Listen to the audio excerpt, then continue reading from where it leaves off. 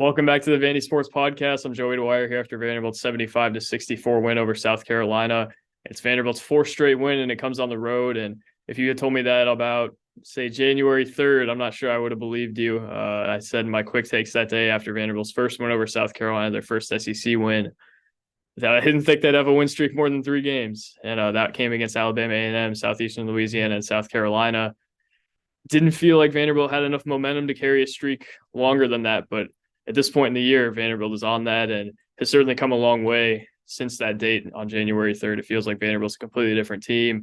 They've kind of eradicated the turnover issue, only 9 tonight, and only averaging about 7 in the last 4 games, which would be the win streak.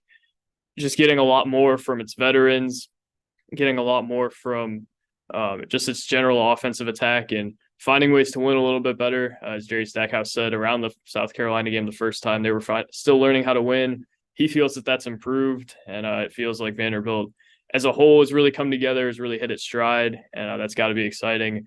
As Vanderbilt kind of tries to make a push towards postseason play and to get to postseason play, it's got to improve its net, it's got to improve its KenPom. And this is a game that may not do that in terms of margin of victory, but what may be most important coming out of this one is that Vanderbilt found a way to avoid the bad loss.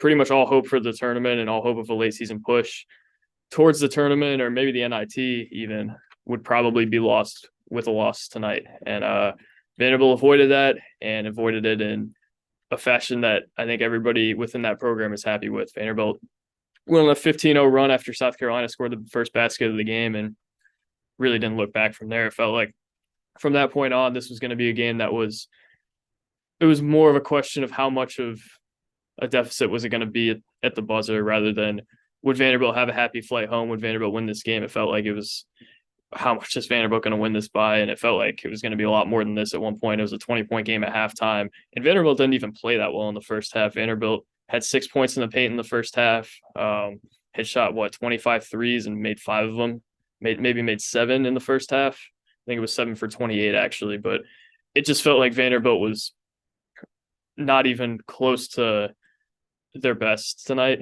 and still found a way to run South Carolina out of the gym on their own floor. And that's a floor they haven't been very good on. South Carolina hasn't won at home since December 30th against Eastern Michigan, hasn't won an SEC game at home, and isn't a team that's going to win a whole lot of SEC games anyway. But it feels like a game where Vanderbilt kind of made a statement to say, hey, we're not at the bottom of the league. We're not going to play on the first night of the SEC tournament. We're not going to be in a game that's completely dead in Bridgestone Arena. It's going to feel like we belong a little bit more in this league, and now Vanderbilt's above 500 in the league and is making a push towards postseason play, and that's certainly not something that seems super realistic as they headed into that Ole Miss game after Alabama. It felt like they just wanted to win that game so that they could kind of stop the bleeding and maybe avoid what could have been a 6-game losing streak. You didn't think they were going to get it at Tennessee, probably didn't think they were going to get it on the road at Florida, but they did, and it's up to a 4-game winning streak now. Just how fast things change. Vanderbilt was really solid on the boards tonight. Even if the offense didn't flow, the offense kind of felt like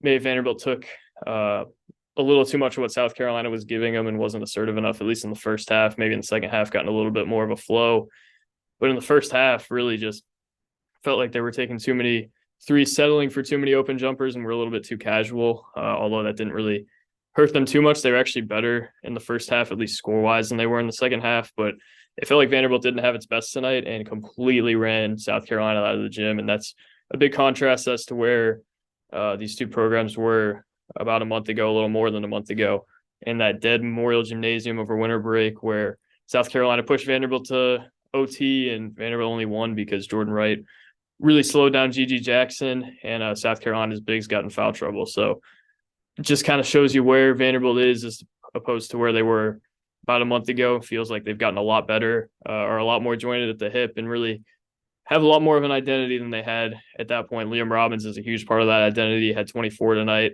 after a 32-point game, and after a week in which he won SEC Player of the Week after 2 tremendous wins for Vanderbilt. Liam Robbins did it again. It was 8 for 14 from the field, knocked down 3 threes, and that's 3 straight games where Robbins has knocked down 3 threes.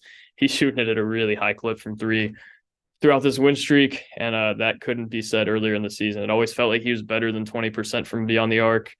He hadn't shown us that, though, and in his 30-minute performance tonight, he did that, and he's done that over the past week. He's probably shot at north of 80%, and before these 4 games was shooting at about under 20% from beyond the arc. So just a tremendous stretch for Liam Robbins. Really every aspect. The only thing you can nitpick tonight is the free throws, 5 for 10 from the line, but had 8 rebounds, only fouled twice, and really just dominated. They have a mismatch there in that front court in really every aspect, and Robbins completely took advantage of it. Ezra Magnon was also tremendous, had 15 tonight on 5 and 9 from the field. I think he actually said he had 13 in my article, so I got to go run that back real quick. But Ezra had 6 assists, was 5 and 9 from the field, and got to the line a few times, which is something Vanderbilt had missed from its guards a little bit. Tyron Lawrence was all right. Wasn't super efficient, but had 11 points, 7 rebounds, and Miles Studi wasn't all that great, but also scored in double figures and hit a few threes, which is encouraging for Vanderbilt. Although he took 10, hit 3, but really solid night for Vanderbilt. They didn't need Miles Studi tonight. They didn't need Jordan Wright tonight, who only had 2. They didn't need Quentin Malloy-Brown or Trey Thomas to really give them a whole lot tonight. It just kind of felt like a game that Vanderbilt was in control of from the opening tip, and wasn't going to let South Carolina really get back into. Obviously, wasn't their best performance. If it was, Vanderbilt would have won this game by 20 plus. It felt like just Vanderbilt never really had what it had against Florida offensively or what it had against Tennessee, but just showed kind of how much it had separated itself from the bottom of the league. And it's kind of a lock to play on day 2 of the SEC tournament in its first game now. It feels like they're completely out of that kind of bottom tier of the league that many thought they were in, probably including myself about a month ago. And just tremendous strides shown by Vanderbilt tonight. That 4-game win streak is huge, and tonight would have been a quad 4 loss, really killed everything Vanderbilt had. But in terms of momentum, at least, and in terms of resume, from here, Vanderbilt's probably got to win at least 4 of the 5 games the rest of the way, and that's probably got to be the loss at Kentucky, which would probably look the best on the resume. This has got to be a really big stretch for Vanderbilt if they want to make postseason play. Maybe not as much if they want to make the NIT, but if there's any chance of an at-large bid, it's got to come from quad 1 wins. They have a few quad 2 games left on the schedule. Auburn's one of those. If Auburn wins tonight at Mizzou, which it looks like they will, that will certainly be a game that could be quad 1. Auburn was 32 in the net a few days ago when I looked, and now might be within the top 30, might be a quad 1 game for Vanderbilt. And I would expect Memorial to be pretty crowded. We've talked about attendance in the past and how it's been kind of dead, but I think Saturday could be a game that really is the opposite of that. It feels like the ticket prices are going up a little bit, and that could be a game that Vanderbilt really could build this momentum off of, to not show that was a fluky week. We played 2 bad teams and then beat 2 good teams in a good week. If you beat Auburn, all bets are really off as to where this resume could go, and all bets are off as to where kind of the season could go. So a lot coming up for Vanderbilt. This was the worst team in the league tonight. I think they're actually worse than LSU, but there was a lot to like out of this, and a lot of positive signs shown by Vanderbilt that maybe we hadn't seen in the past. So thank you guys for watching. God bless, and everybody enjoy their Valentine's Day. God bless. Peace.